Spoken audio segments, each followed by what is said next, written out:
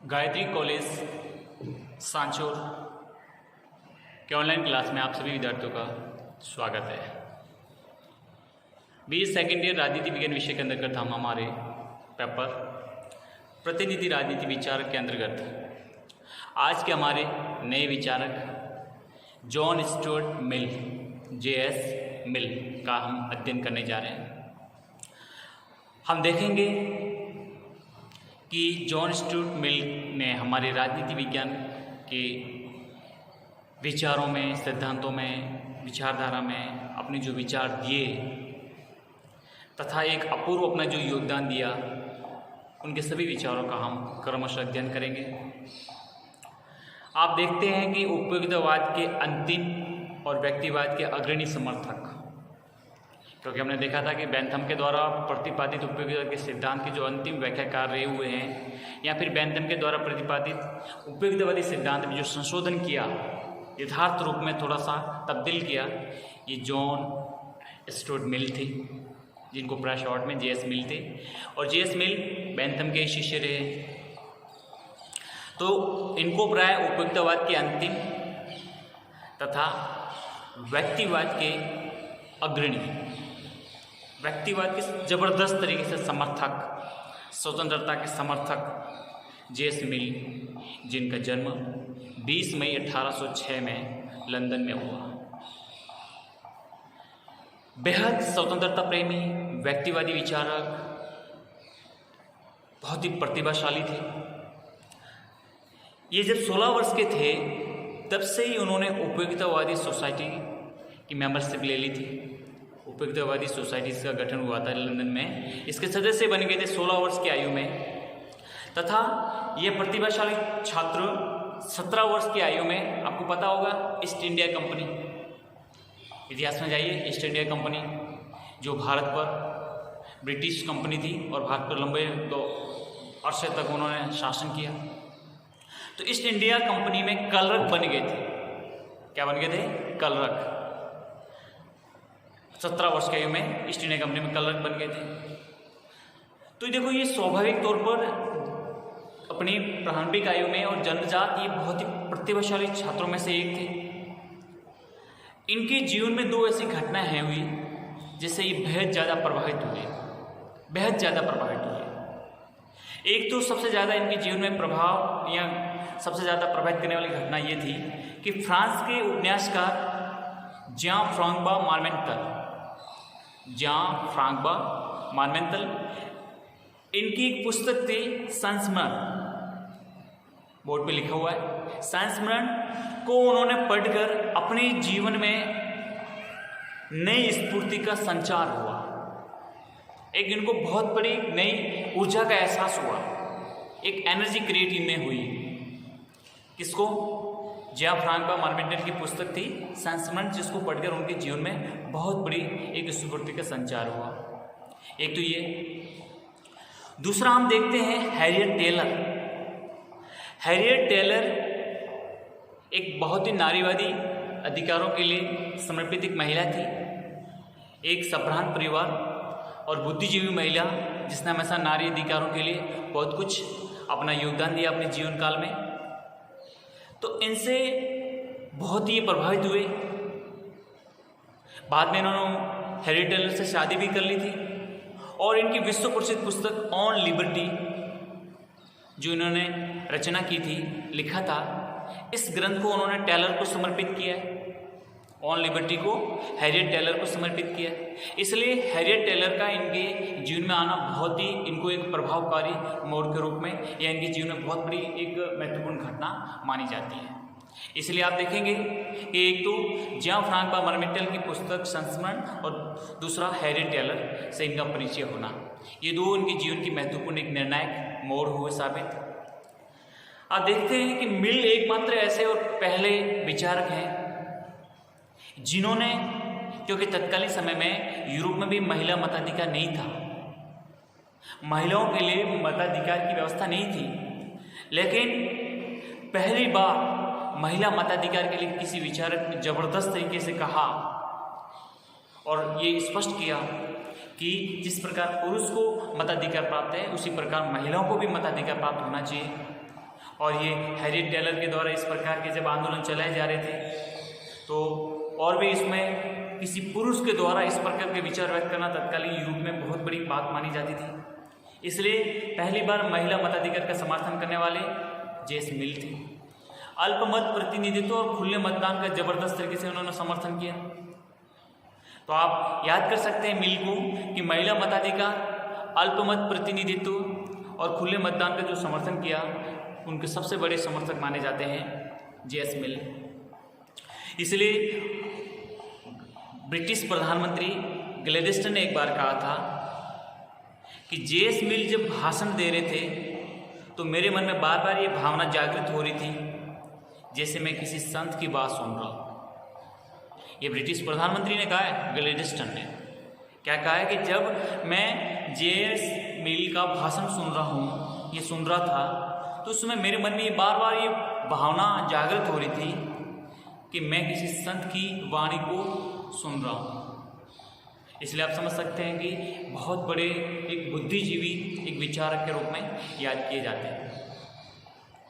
आप देखते हैं कि जेम्स मिल तर्कशास्त्र, नीति शास्त्र, राजनीति शास्त्र, अर्थशास्त्र तथा मेटाफिजिक्स जिसको कहते हैं हिंदी में तत्व मीमांसा के क्षेत्र में अपना महत्वपूर्ण योगदान दिया तथा मिल की जो विश्वव्यापी जो ख्याति प्राप्त हुई वो एक स्वतंत्रता के सिद्धांतकार के रूप में हुई। स्वतंत्रता के बहुत बड़े सिद्धांतकार के रूप में इनकी बहुत विश्व प्रसिद्ध इनकी जो प्रसिद्धि मिली, या सबसे ज़्यादा उनको नाम उन्होंने अपना जो कमाया वो स्वतंत्रता के सिद्धांतकार के रूप में, यानी स्वतंत्रता के प्रबल समर्थक के रूप में ये जाने जाते हैं। ठीक है, तो ये इनके कुछ जीवन की महत्वपूर्ण घटनाओं से संबंधित मैंने आपको कुछ तथ्यात्मक जानकारी से रूबरू करवाया। अब इनकी जो रचना है वो आप समझिए। देखिए, सबसे पहले मैं आपको बता दूं कि ये अपने जीवन काल के 1834 से 40 तक एक पत्र था जिसका नाम था London and Westminster review. London and Westminster review इस पत्र के संपादक रहे हुए। फिर उन्होंने जो पुस्तक लिखी उनमें से कुछ प्रमुख पुस्तकें हैं, जैसे system of logic, principle of political economy, on liberty जो सबसे विश्व प्रसिद्ध पुस्तक है, consideration on representative government, Plato dialogue और the subjection of women, the subjection of women यानी स्त्रियों की पराधीनता, और ये हैरियट टेलर से प्रभावित होकर इन्होंने लिखी थी।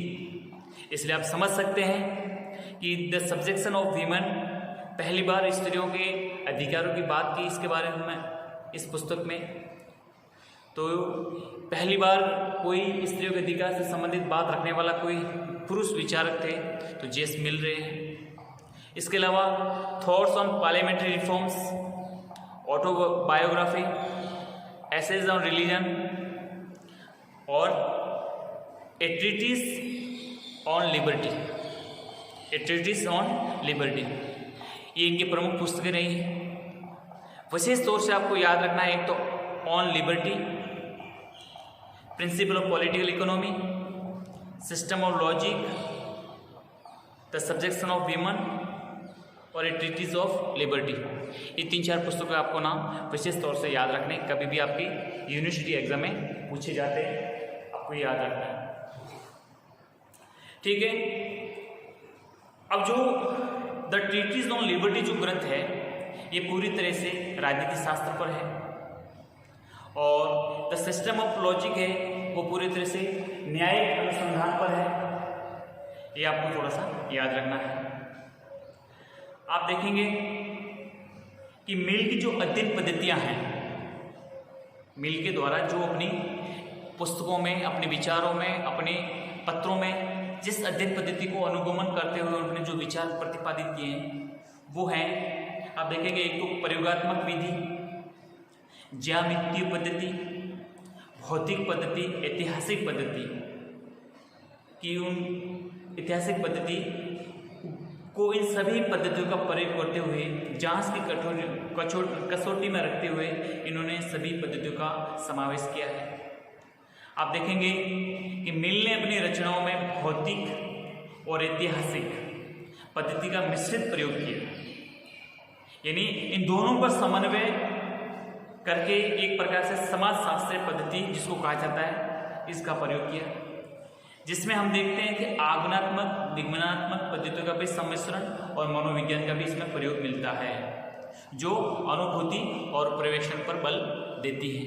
इसलिए आपको ये थोड़ा सा याद रखना है। अर्नेस्ट बार्कर कहते हैं कि मिल उसकी बचत के लिए पर्याप्त गुंजाइश छोड़ देने पर भी हमें कोरे स्वातंत्र और काल्पनिक व्यक्ति का ही पैगंबर प्रतीत होता है। क्या कहते हैं अर्नेस्ट बार्कर, समझिए आप कि मिल उसकी बचत के लिए पर्याप्त गुंजाइश छोड़ देने पर भी हमें कोरे स्वतंत्र और काल्पनिक व्यक्ति का ही पैगंबर प्रतीत होता है, यानी स्वतंत्रता की ओर सबसे ज्यादा आकर्षित किया है। मिल खुद कहते हैं कि एक निष्ठावान व्यक्ति जिसकी सामाजिक शक्ति है जो 99 कोरे स्वार्थी व्यक्तियों के बराबर है। सीएल वेपर भी कहते हैं कि मिल एक असंतुष्ट प्रजातंत्रवादी है।